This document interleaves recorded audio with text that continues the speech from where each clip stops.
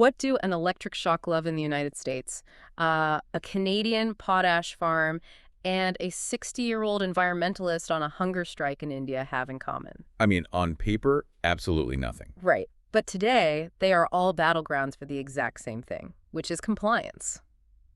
Welcome to the Claire and Horatio Daily World Brief. You can find us at claireandhoratio.com. Awesome.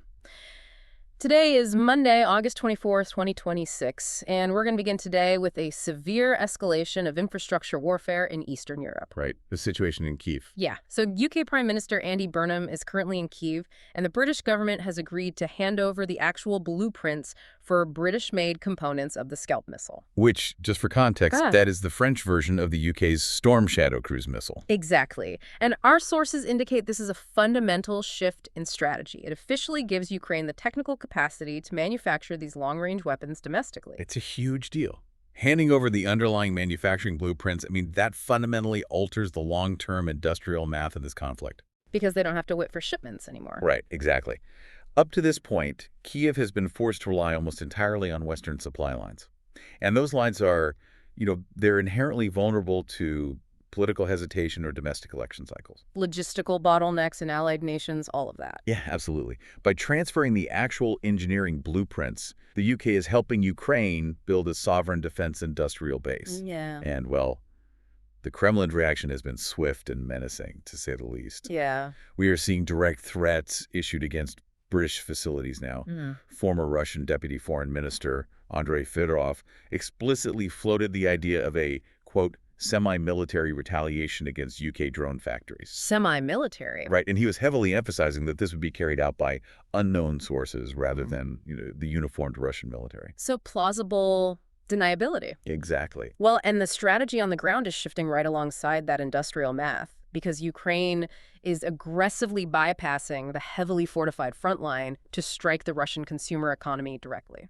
Which is a major escalation in itself. It is. In recent days, Ukrainian drone strikes have targeted logistics warehouses belonging to Ozon across multiple regions. So we're seeing this in Krasnodar and Dagestan.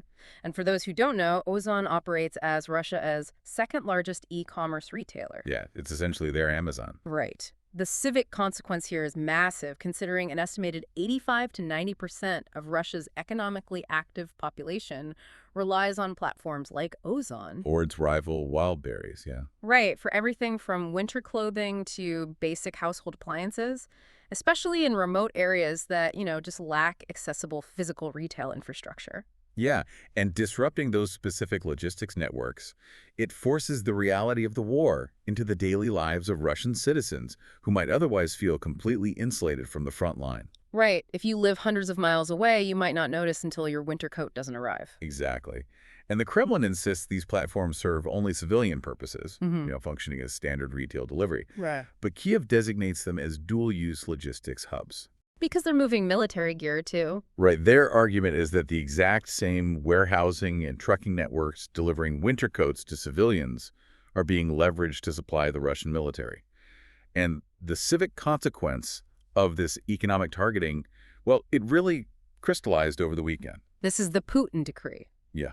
Russian President Vladimir Putin signed a decree authorizing the state to seize control of critical infrastructure facilities if the operators fail to protect them or, fail to repair them quickly enough after an attack. But wait, looking at the specifics of that decree, severe skepticism seems warranted regarding the Kremlin's actual motives here. Oh, completely. Are they simply using Ukrainian drone strikes as a highly convenient legal loophole to nationalize private commercial assets? That's the million-dollar question. Because under the guise of national security, the state can now legally expropriate physical and financial assets from private operators who are struggling to defend themselves against military-grade drone strikes. Well, that is a task a private retail delivery company is fundamentally unequipped to handle in the first place. obviously. It is a bit like a municipal government seizing your private home because you failed to intercept a military artillery shell aimed at your roof.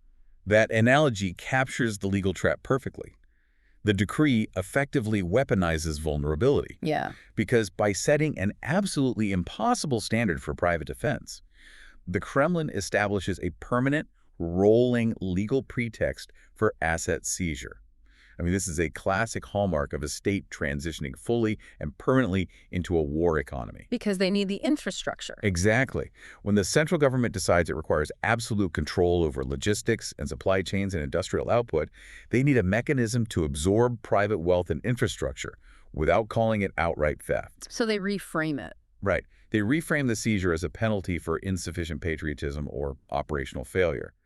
The state creates the impossible condition and then penalizes the private sector for failing to meet it. Man, well, that idea of a central government weaponizing vulnerability to leverage control actually brings us to our sources tracking economic hostilities across the U.S.-Canada border. Yeah, this is getting intense. It is. The U.S. administration recently announced 50% tariffs on Canadian autos, car parts, and steel, and those are set to take effect on January 1st, 2027. Right. In response, Canada is preparing strategic dollar-for-dollar retaliatory measures targeting American steel, dairy, and agricultural equipment. And the leverage Canada holds today is vastly different and arguably much more foundational than it was in previous decades. How so? Well, Ontario Premier Doug Ford is threatening an energy surcharge on electricity exports to the U.S. And he is even floating the idea of cutting off essential resources entirely. Which would be catastrophic. Yeah, the rhetoric has escalated to the point where he specifically mentioned halting exports of natural gas, crude oil, and potash. Potash. Let's talk about that because people might not realize how important that is. Right, potash is a potassium-rich salt mine, primarily in Saskatchewan, and it is an absolutely critical mineral used in fertilizer for American agriculture. So the timeline on that resource dependency is what makes the civic stakes so immediate for the American public. I mean, Canada supplies approximately 60% of U.S. crude oil imports. 60%. That's massive. So basically, the U.S. is threatening to tax the manufactured car sitting in your driveway, and Canada's response is to threaten the food on your dinner table and the raw fuel in your gas tank. Right, they are bypassing the manufacturing sector and going straight for the household budget. If the supply of Canadian potash and crude oil is severed or even just heavily taxed, the resulting inflation on those fundamental necessities will hollow out local governance budgets and household finances almost overnight. Oh, without a doubt. The mechanics of a potash disruption alone would be devastating. Because of the crops. Exactly. Yeah. Without that specific potassium fertilizer, crop yields for essential American staples like corn and soybeans would collapse within a single harvest cycle. Just one season. One season. It would send a massive inflationary shockwave through the entire grocery supply chain. And we're already seeing the financial projections of this dispute. The Yale Budget Lab calculates that the global tariffs implemented by the current administration will cost American households about $1,100 annually. $1,100 a year, just out of pocket for regular families. Right, driving up costs on everyday items from plywood to cut flowers. And furthermore, a grassroots Canadian travel boycott has already cost the U.S. economy approximately $2.35 billion in lost revenue over the past year. Wow, $2.35 billion. Before we move on to the next story, just a quick reminder for our listeners. For more daily briefings, brain candy explainers, and classic audiobooks, you can always visit claireandhoratio.com. Lots of good stuff on there. Yeah. So looking at how state policies translate into profound human impacts, that brings us to the severe civil liberties crisis playing out within U.S. immigration enforcement right now. This one is really grim. It is. The Department of Homeland Security, DHS, along with Immigration and Customs Enforcement, known as ICE, is spending up to $20 million on a no-bid contract for what they are calling conductive distraction and de-escalation devices. Which is just an incredible piece of corporate jargon. It really is, because what we're actually talking about are specialized gloves that allow ICE agents to deliver electric shocks directly to the skin of detainees through physical contact. Just skin-to-skin electric shocks. Yeah. And according to the medical professionals, the ethicists and human rights experts cited heavily in our sources, these current ICE tactics, specifically the deployment of these electric shock devices, they meet the United Nations definition of torture. The UN definition. Yes. The Geneva Conventions define torture as the infliction of severe pain or suffering by an agent of the state in order to intimidate, coerce, or punish a detainee. Equipping federal agents with localized electric shock weapons designed to force physical compliance, I mean, that fits that international definition perfectly, regardless of the sanitized corporate branding attached to the procurement contracts. Right. That grim branding of electric shocks as humane compliance technology. It's a blatant attempt to normalize the militarization and, frankly, the robotization of law enforcement. Absolutely. It reads like an effort to sanitize state violence with corporate jargon. Hmm. And according to recent investigations detailed in our sources, this fits into a broader pattern that medical professionals describe as documented cruelty. There's a long list here. There is. The administration is reportedly force-feeding hunger strikers, which is a process projected to cost an estimated $169,000 for fiscal year 2026. Detainees are being placed in prolonged solitary confinement, and most alarmingly, there are multiple homicides recorded by medical examiners where individuals were simply abandoned by DHS in freezing conditions without adequate clothing. It's just staggering. And adding to this systemic failure is what legal scholars in our sources describe as a deliberately engineered legal vacuum. For the kids. Yes, affecting the most vulnerable demographic in the system. Approximately 25,000 unaccompanied migrant children are currently being left without any legal representation. 25,000. And the administration achieved this not by changing the law, but by actively withholding mandated payments from the nonprofit organizations that traditionally provide defense lawyers for these minors. They just choked off the funding. Yep. Exactly. As a direct result, children as young as 7 years old are navigating incredibly complex federal immigration hearings and receiving final deportation orders entirely alone. A 7-year-old in federal court alone. The collapse of government oversight mechanisms leaves virtually no legal recourse for these detainees. None. The internal system through which ICE detainees could previously report abuse without fear of recrimination, that has just disintegrated. Is gone. Furthermore, the U.S. Constitution's Eighth Amendment protections against cruel and unusual punishment are incredibly difficult to enforce in this context. Your federal anti-torture statutes primarily apply to acts committed outside U.S. borders, which leaves domestic detainees reliant on state civil rights lawsuits. And those lawsuits take years. Right. They simply move too slowly to halt immediate ongoing physical abuse inside a detention facility. We are witnessing a structural shift where extreme physical discomfort and legal abandonment are no longer viewed as, unfortunate side effects of a stressed immigration system. They're the point. They are the intended, engineered features of a deterrence strategy.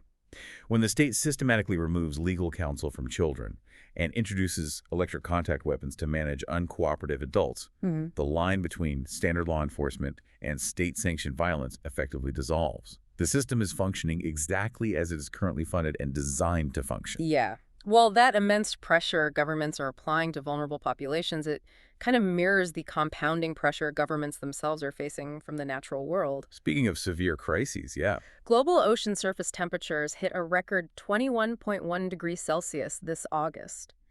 This heat is driven by decades of human-caused warming operating in tandem with a highly potent El Niño event. And 21.1 degrees, that might sound like a small number to a layperson. It doesn't sound boiling. No, it doesn't. But the sheer volume of thermal energy required to heat the entire surface of the global ocean by even fractions of a degree is mathematically staggering. Because it's the whole ocean. Exactly.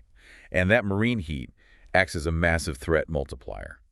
The mechanics are fairly straightforward but devastating. Warmer seas transfer drastically more energy and water vapor into the atmosphere. Right. That excess atmospheric moisture supercharges extreme weather events, it fundamentally alters historical wind patterns, and it accelerates coastal flooding through thermal expansion. Which just means the water gets bigger. Yeah, which simply means water physically takes up more volume as it warms. Wow. And the downstream effects of this oceanic heat are tearing through municipal budgets. In Europe right now, a massive wildfire in Belgium is currently threatening the German border, and it's forcing emergency evacuations in towns like Monschau. The economic toll of these climate realities is staggering, and the response from authorities highlights a severe recurring governance failure. You're talking about Spain. Yeah, let's look at Spain, an economy highly dependent on tourism and agriculture. Wildfires cost the country roughly $8.1 billion in a previous severe year. $8.1 billion. Yeah, that impacted 4.5% of their total GDP. Yet official spending on wildfire prevention in Spain actually dropped from 364 million euros down to 144 million euros in recent years. That makes no mathematical sense. None. Meanwhile, the cost of actually fighting and extinguishing the fires remains exorbitant. It's running at roughly $22,000 per hectare. Good Lord. So why on earth would a government cut the prevention budget by more than half when it costs so much to fight the fires once they start? Right. Public sector healthcare workers in Spain are flatly calling this fiscal irresponsibility.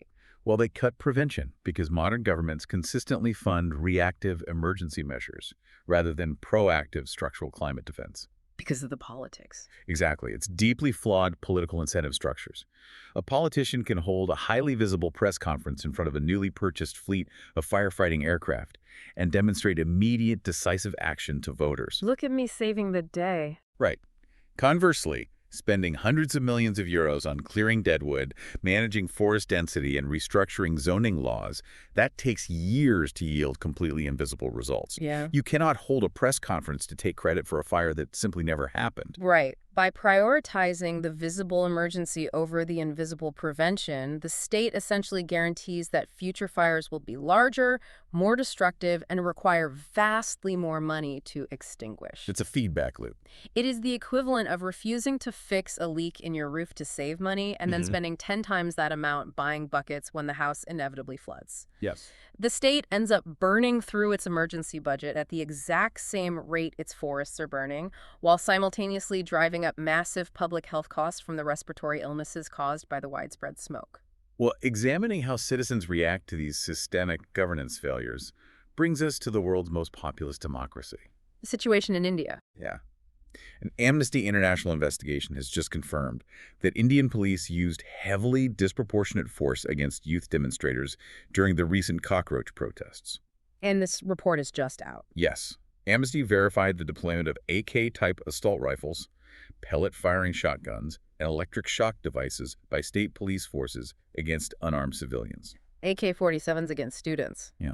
For context, those protests were sparked by a catastrophic leak in a nationwide medical college entrance exam, which abruptly canceled the results for 2 million students. 2 million. It's hard to even picture that. It is. These are young people who viewed that exam as a rare ticket out of poverty, only to find the system completely compromised.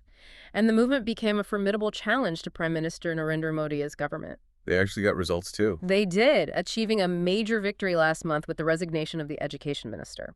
And this victory was heavily propelled by a grueling 26-day hunger strike by Sonam Wangchuk, who is a 60-year-old environmentalist and education reformer from Ladakh. The contrast in tactics there reveals the underlying friction in Indian civil society right now.